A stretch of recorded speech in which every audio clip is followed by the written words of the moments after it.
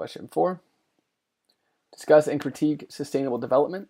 What are the key factors that differentiate it from the classic growth and development models? How does the World Bank and other international development agencies address the problems of achieving sustainable development? And our junior tutor has written that sustainable development is a development that aims at economic growth without damaging and preserving the currently available natural resources and the environment for future generations. Sustainable development is a development that can be sustained over the long term. Sustainable development is necessary in order to preserve the environment for future development. Without sustainable development, it would be difficult to imagine a better economic situation in the future. Have a second here.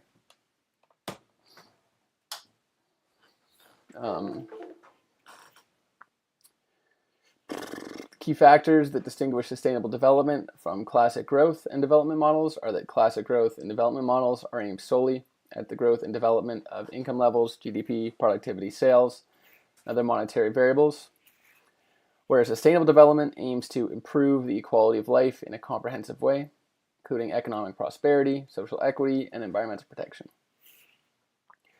Economic, social, environmental, and cultural aspects must be integrated in a harmonious manner to enhance intergenerational well-being. According to the World Bank, the 3 pillars of sustainable development are economic growth, environmental stewardship, and social inclusion. Extreme poverty, income inequality within and between countries, huge economic and social costs stemming from unsustainable consumption and production.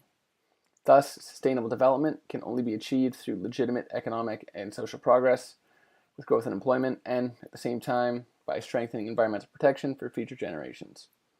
So basically the key takeaway here is classically,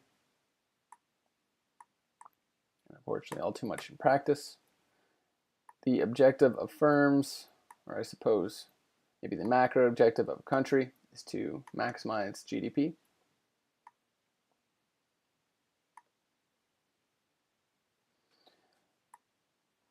When we are trying to develop sustainably,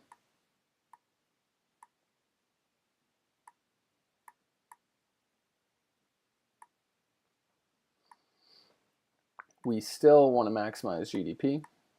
So that's maximizing our output. But it's going to be subject to more constraints than I suppose it has been classically. So it's going to be subject to, environmental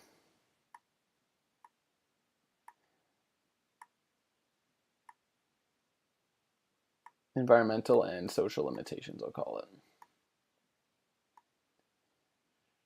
And this can look like a number of things, like I think kind of I'm trying to multitask here and I'm failing. Environmental and social limitations.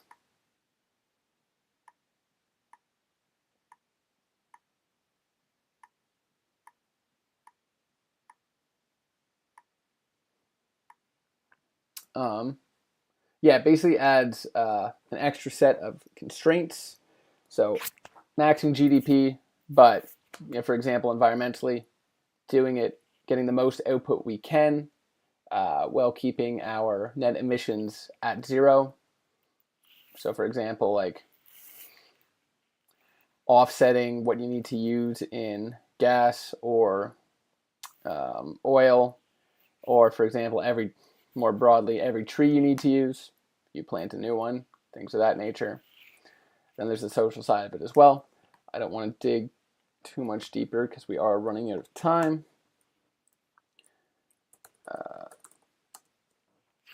But the gist of it is to maximize GDP with a more mindful set of constraints.